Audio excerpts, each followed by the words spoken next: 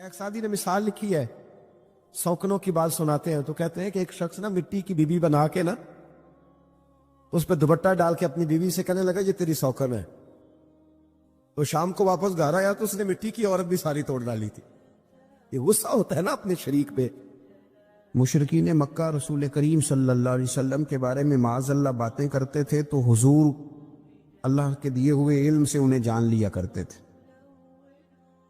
ایک دن وہ باتیں کر رہے تھے تو باتیں کرتے کرتے نا مشرکین مکہ نے عجیب بات کر دی. نادان تھے نا، جانتے نہیں تھے، عجیب بات کر دی. کہنے لگے آہستہ بولو، کہیں محمد صلی اللہ علیہ وسلم کا رب سن نہ لے.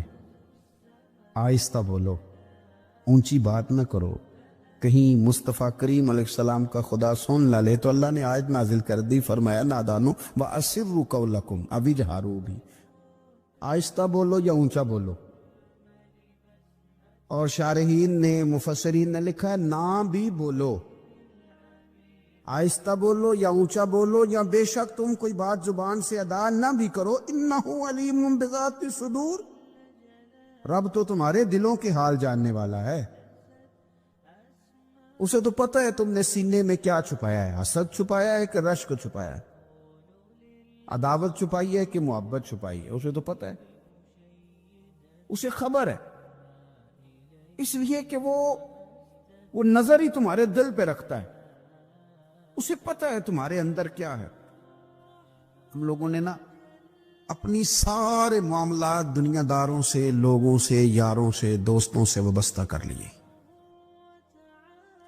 ہمیں تعریف بھی بندوں سے چاہیے، ہمیں اچھے ہونے کا جو ڈگری ہے وہ بھی بندوں سے چاہیے. ہم بندے بڑے نیک ہیں یہ بھی لوگ کہیں تو پھر ہم مطمئن ہیں.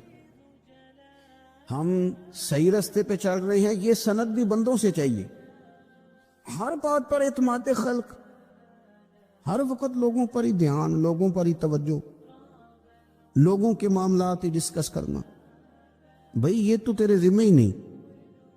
تجھے تو کہا گیا ہے کہ وَمَن يَتَوَكَّلْ عَلَى اللَّهِ،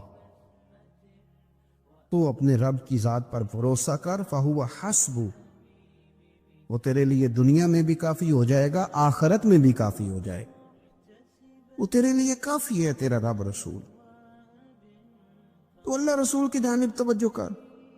ہماری ساری معاملات بندوں کے ساتھ مطلب فلانے کو کیا مل رہا ہے، فلانا کدھر جا رہا ہے، فلانے کے پیسوں پہ میرا کتنا حق ہے، فلانا آگے نکل گیا، فلاں پیچھے رہ گیا، فلاں نے محبت سے نہیں دیکھا، فلاں نے یہ کر دیا. اب ساتھ چھوڑیں، یہ تو ہر وقت تو ذکر آپ کو اللہ کا کرنا تھا. یا ایھا الذین آمنوا اذکروا اللہ ذکرا کثیرا وسبحوہ بکرۃ وعصیلا. یہ جو آپ ہر وقت بندے کر رہے ہیں یہ تو آپ کو حکم ہی نہیں ہے. آپ نے تو ہر وقت اللہ کرنی تھی. تو جو کام کرنے کا تھا وہ چھوڑ دیا، جو نہیں کرنا چاہیے تھا اس پہ بحث شروع کر دی. پھر دل کے اندر مد و جزر خراب ہوتے ہیں، قلبی واردات بگڑ جاتی، حسد پیدا ہوتا ہے، انسان کو لالچ پیدا ہوتا ہے، انسان حریص ہو جاتا ہے، انسان لوگوں سے عداوتیں پال لیتا ہے. کبھی ایسا کام نہ کرے. شہد بڑا میٹھا ہوتا ہے. عرب کے اندر ایک درخت پایا جاتا تھا، ایلوا اس کو کہتے تھے. اس طرح ہمارے ہاں نیم نہیں ہوتی، کڑوا ترین اس کا ذائقہ ہوتا ہے. اور آپ کچھ دیر اس کو پانی میں ڈال دیں تو پانی بھی سارا کڑوا ہو جاتا ہے، چونکہ اس کے خمیر میں رب کریم نے کڑواہٹ رکھی ہے اور حکمت ہے. اس کڑواہٹ کا بھی اپنی جگہ فائدہ ہے. لیکن حضور سید عالم صلی اللہ علیہ وسلم نے نا ایک مثال بیان فرمائی اور وہ بڑی سمجھنے کی ہے. حضور مثالیں دیتے تھے تو کمال ہو جاتی تھی. بڑے سے بڑا ان پڑھ بندہ بھی اس کی روح تک بات اتر جاتی تھی. کریم محبوب علیہ السلام فرمانے لگے کہ اگر ایلوا درخت کے کچھ ٹکڑے شہد میں ڈال دیے جائیں نا تو شہد سے زیادہ میٹھی چیز کوئی نہیں ہوتی. تو حضور فرماتے ہیں کہ وہ ایلوا کا درخت جو ہے وہ شہد کو بھی بگاڑ دیتا ہے، اس میں کرواہٹ پیدا کر دیتا ہے. حالانکہ وہ بڑا میٹھا تھا، اپنی جگہ اس کی مٹھاس میں کوئی کسی قسم کی کمی نہیں تھی، لیکن وہ ایلوا کے درخت نے اسے بگاڑ دیا. اللہ کے محبوب فرماتے ہیں جس طرح ایلوا کا درخت شہد کو تباہ کر دیتا ہے نا، اس طرح حسد آدمی کے ایمان کو تباہ کر دیتا ہے۔ ایمان بڑی میٹھی چیز ہے، بڑی حسین چیز ہے، لیکن جب حسد آ گیا نا، حسد ہے کیا؟ حسد بندوں سے نہیں ہوتا، یہ سمجھ لیں۔ حسد کا مطلب، حسد کی لغوی تعریف یہ ہے کہ یہ سمجھ لینا کہ یا اللہ اسے نہیں دینا چاہیے تھا، مجھے دینا چاہیے، یہ تعریف ہے۔ تو حسد ہوتا کس سے ہے؟ حسد دراصل بندے پہ نہیں کیا جاتا۔ حسد کا معنی یہ ہے کہ آپ اللہ کی تقسیم پر اعتراض کر رہے ہیں۔ آپ کا کہنا یہ ہے کہ یا اللہ یہ تقسیم ٹھیک نہیں ہوئی، معاذ اللہ، یہ ادھر چلا گیا، یہ تو ادھر آنے والی چیز تھی۔ تو یہ آپ نے ڈائریکٹ جو مقابلہ شروع کیا، معاذ اللہ، یہ تو آپ نے اللہ کی تقسیم کے ساتھ شروع کر دی۔ تو پھر دل میں بگاڑ آتا ہے، پھر انسان ٹوٹ پھوٹ کا شکار ہوتا ہے، پھر وہ کمزور پڑ جاتا ہے، پھر وہ ایسی باتیں کرتا ہے جو اس کے منصب کے مطابق نہیں ہوتی، کچی بات کرتا ہے، کمزور بات۔ اللہ بہتر جانتے ہیں کون سی چیز اس نے کہاں رکھنی ہے۔ رب کی حکمت پر اور اس کی دی ہوئی توفیق پر راضی رہنا ایمان کا تقاضا ہے، لیکن ہمیں تو چاہیے تقسیم اپنی مرضی کی۔ ادھر کیوں چلا گیا، ادھر آنا چاہیے تھا؟ بھئی آپ کو یہ کس نے حق دیا ہے؟ مالک نے جو چاہا، جب چاہا، جہاں چاہا اپنے فضل سے عطا فرمایا۔ حسد، اور پھر اس کے اگر کوئی حسد نہیں کرتا تو لالچ شروع کر دیتا ہے۔ وہ کہتا ہے کہ یہ جو اس کا مال ہے اس میں میرا بھی حق تھا، یہ تو مجھے ملنا چاہیے تھا۔ آپ یقین کریں کہ بندے بندوں سے کم پیار کرتے ہیں، جیبوں سے زیادہ پیار کرتے ہیں۔ اس بندے کو تو کوئی نقصان نہیں جس کے ساتھ آپ نے تعلق رکھا ہوا ہے جیب کا، لیکن آپ بڑے کمزور ہو گئے۔ آپ جب لالچ کر لیا، نفسانیت میں آ گئے تو آپ کمزور پڑ گئے۔ آپ نے مطلب کیا، آپ کا کیا خیال تھا کہ رب کی بارگاہ سے کوئی کم ملنے والا تھا جو بندوں پہ اتنی توجہ کر لی؟ حضرت بہلول دانا رحمت اللہ علیہ نے کیا خوبصورت انداز ہے، رب کریم کے بندوں کی باتیں اللہ کے لشکروں میں سے لشکر۔ کیا سوچ تھی، کیا نظریہ تھا، کیوں یہ لوگ اتنے مضبوط تھے؟ فکری طور پر مضبوط تھے، فکری طور پر۔ ہارون رشید حج کر کے واپس آ رہا ہے، حضرت بہلول دانا راستے میں بیٹھے ہیں، ملاقات ہو گئی، کہنے لگا حضور کوئی حکم ہو تو بتائیے گا۔ فرمانے لگے کوئی نہیں، تو جا اپنا کام کر۔ بادشاہ ہے، یا کسی کو کارڈ مل جائے تو وہ لوگوں کو دکھاتا پھرتا ہے، وزیر صاحب نے خود دیا ہے۔ بادشاہ وقت خود کہہ رہا حضرت کوئی حکم ہو تو، فرمایا نہیں اللہ خیر کرے گا۔ تو کہنے لگا حضور میں نے سنا ہے آپ مقروض ہیں، تو بتا ہی دیتے۔ تو آپ مسکرا کے فرمانے لگے تیرا کیا خیال ہے بھلا؟ کہنے لگے حضور کس بابت؟ فرمانے لگے تیرا کیا خیال ہے کہ اللہ ہارون رشید کو دے گا اور بہلول دانا کو بھول جائے گا؟ تیرا کیا خیال ہے؟ رب کریم ہارون رشید کو تو دیتا جائے گا اور بہلول دانا کو بھول جائے گا؟ بادشاہ کہتا ہے کہ میں چکرائے گیا کہ بھلا اس سوال کا کیا جواب ہے؟ تو میں نے کہا حضور رب تو بھولنے سے پاک ہے، وہ تو کسی کو نہیں بھولتا، اسے نہ اونگ آتی ہے نہ نیند آتی ہے۔ تو فرمانے لگے جا پھر اپنا کام کر، جب مناسب سمجھے گا تو بہلول کو بھی قرضے سے نجات عطا کاری دے گا، تو جا اپنی ڈیوٹی کر، وہ جب چاہے گا نا تو میرے قرضے دور۔ تو کیا سمجھتا ہے کہ تجھے یاد رکھے گا، مجھے بھول جائے گا؟ یہ کیسے ہو سکتا ہے؟ او یار ادھر دیکھ، میری بات سن۔ او بھائی، وہ تیرا میرا رب ہے، یہ ہو سکتا ہے کہ امیروں کو دے دے اور تیرے جیسے میرے جیسے غریبوں کو وہ بھول جائے؟ یہ ہو سکتا ہے؟ تو کیوں لوگوں کی جیبوں پہ توجہ، لوگوں کی جیبوں پہ نظریں، فلانے کے پاس آ گیا تو میں رہ گیا، مطلب کس لیے؟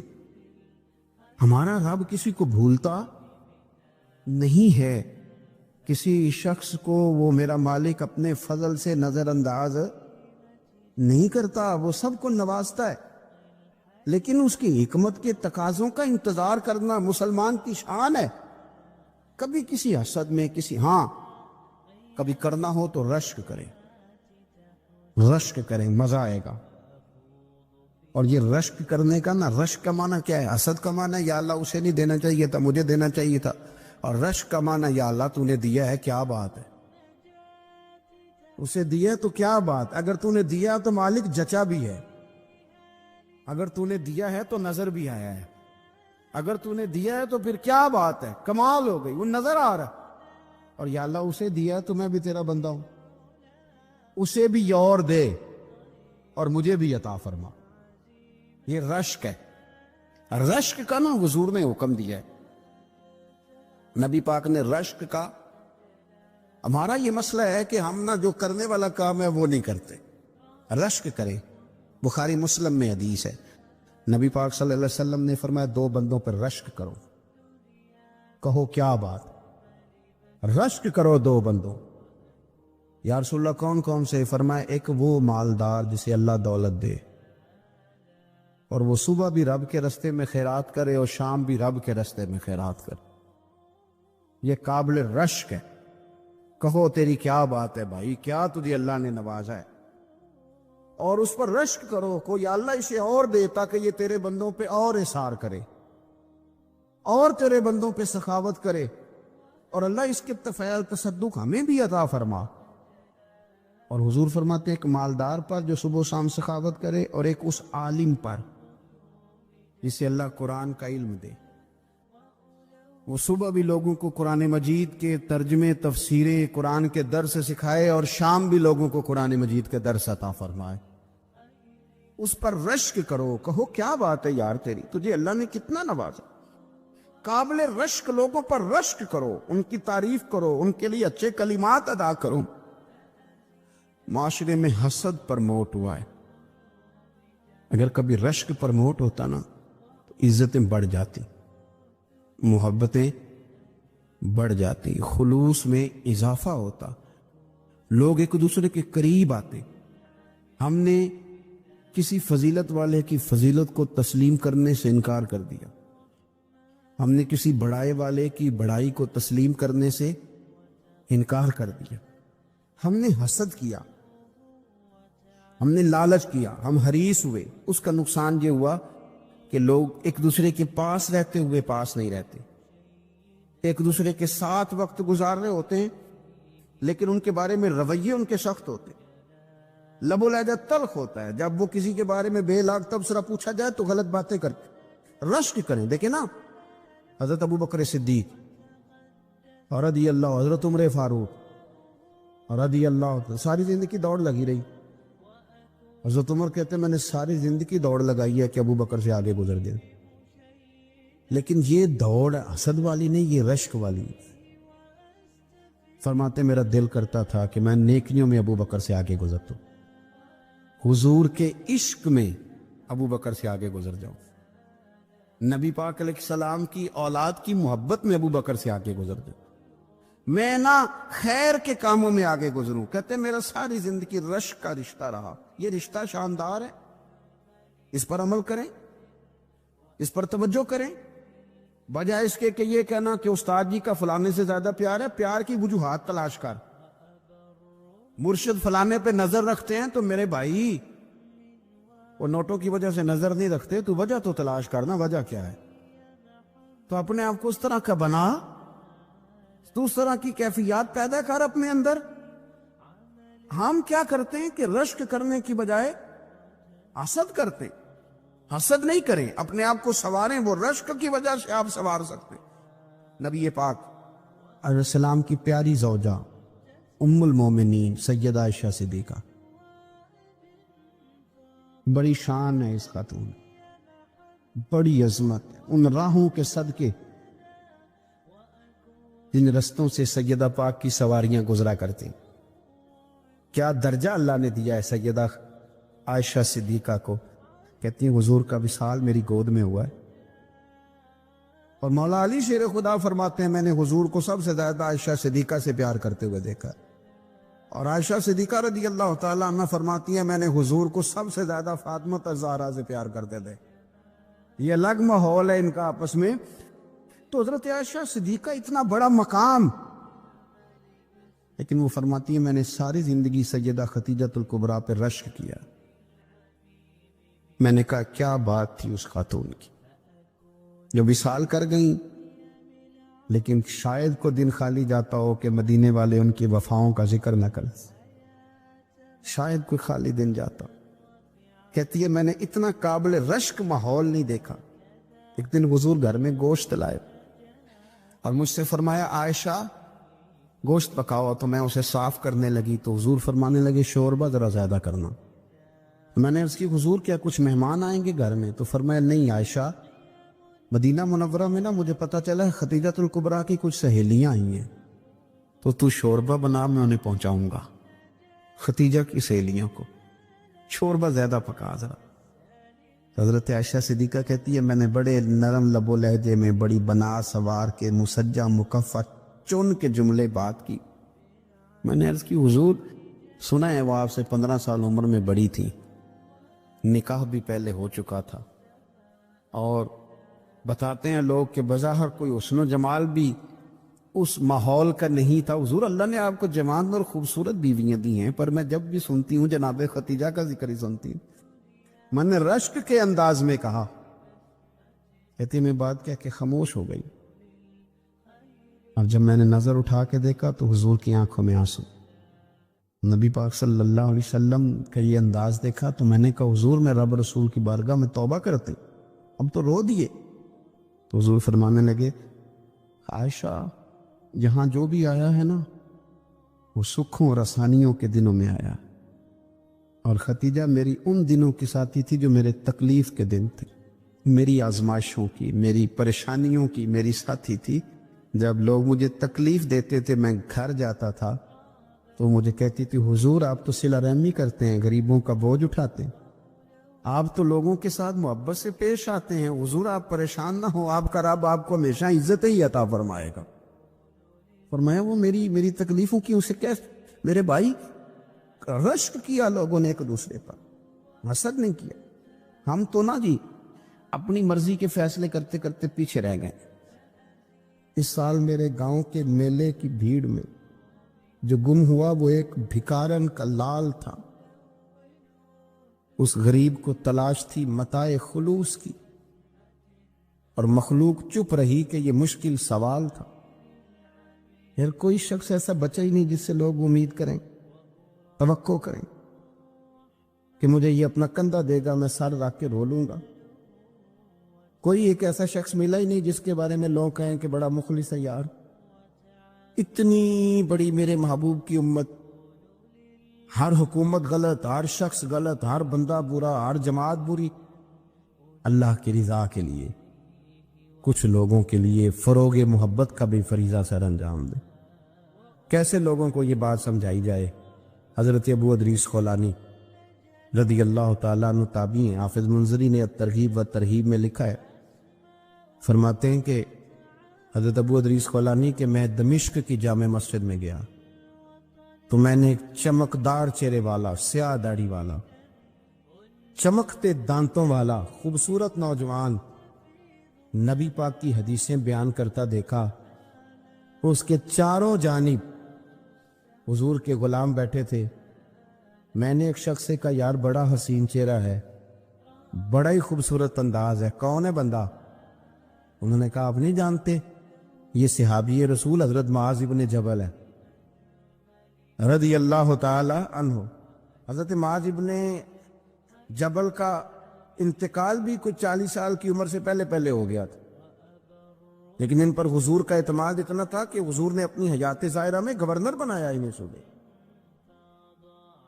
چمکدار دانت، حدیثیں بیان کر رہے ہیں۔ حضرت ابو ادریس خولانی رضی اللہ تعالیٰ عنہ کہتے ہیں رش بڑا تھا۔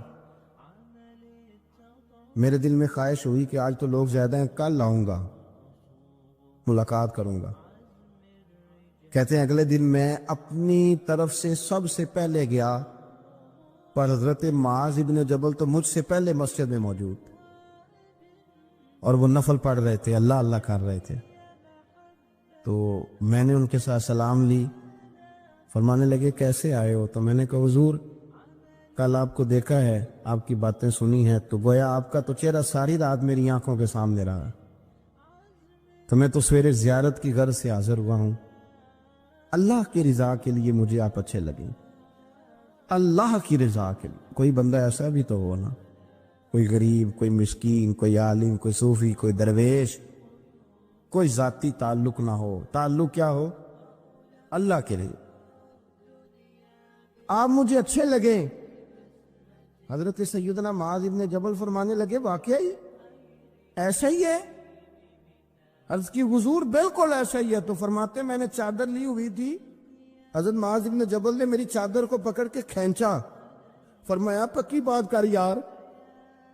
میں نے کہا حضور پکی کر رہا ہوں۔ تو فرمانے لگے سن، پھر میں نے نبی کریم سے سنا ہے، رسول کریم علیہ السلام نے فرمایا جو دو بندے رب کی رضا کے لیے پیار کرتے آپس میں، اللہ ان دونوں سے محبت فرماتا ہے۔ سن پھر اس کو یاد رکھنا، اللہ ان دونوں سے محبت کرتا ہے۔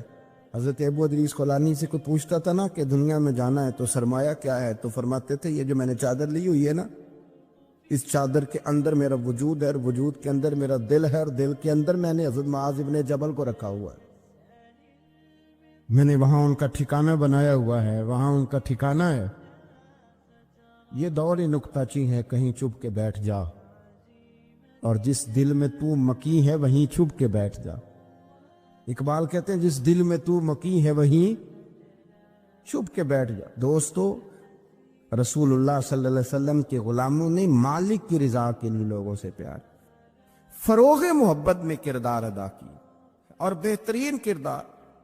آپ اپنی زندگی میں کچھ چیزیں ایسی بنائیں جن میں فقط اللہ کی رضا کے لیے محبت، خالق کی رضا کے لیے پیار، خالق کی رضا۔ آپ یقین کریں اگر تھوڑا تھوڑا کر کے ہم اس محبت کو فروغ دیں نا اپنے دلوں میں، تو بہت سارے بادل چھٹیں گے۔ ہم نے نا وہ تیزی سے دولت کو، لالچ کو، میں اکثر کہتا ہوں کہ میاں بیوی کا جو رشتہ ہوتا ہے نا، اس کو اللہ پاک نے نا قرآن پاک میں اپنی نشانیوں میں سے ایک نشانی قرار دیا ہے۔ ان دونوں کی وجہ سے گھر چلنا ہے، بچوں کی پرورش ہونی ہے، نظام زندگی۔ آپ گھر سکون کے لیے جاتے ہیں، اطمینان کے لیے۔ آپ اپنے گھر کے اندر جیسے بھی ہوں، آپ کہتے ہیں یہاں مجھے کوئی پریشانی، یہ میرا اپنا بیڈ ہے، اپنا بستر ہے۔ لیکن اگر اسی رشتے میں جب آپ بیج بوئیں تو سب سے پہلے دولت کا بوئیں۔ اگر لڑکے والے یہ لالچ کرتے ہیں نا لڑکی کیا لے کے آئے گی، تو لڑکی والوں کا بھی لالچ ہوتا ہے کہ لڑکا کماتا کیا ہے۔ ان کو بھی پتا ہوتا ہے کہ کتنے پیسے لاتا ہے، کیا کمائی ہے، کتنا کو جھاڑو پھیر لیتا ہے۔